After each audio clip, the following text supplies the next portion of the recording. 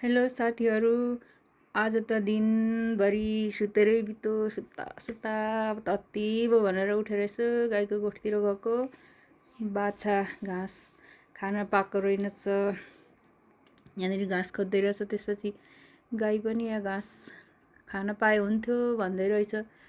त्यसपछि यसो गाईलाई हेरेको, घाँस नभएर अब म चाहिँ घाँस काट्न हिँडेँ बारीतिर।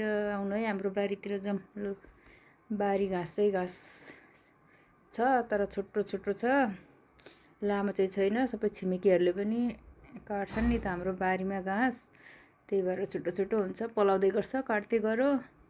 पहिला पहिला पाहाडमा घाँस काटेको याद छ नि त, त्यही भएर घाँस काट्न मन लाग्छ। तर धेरै जति अब भ्याइँदैन पनि, काम पनि छैन, फुर्सद पनि छैन भने जस्तो।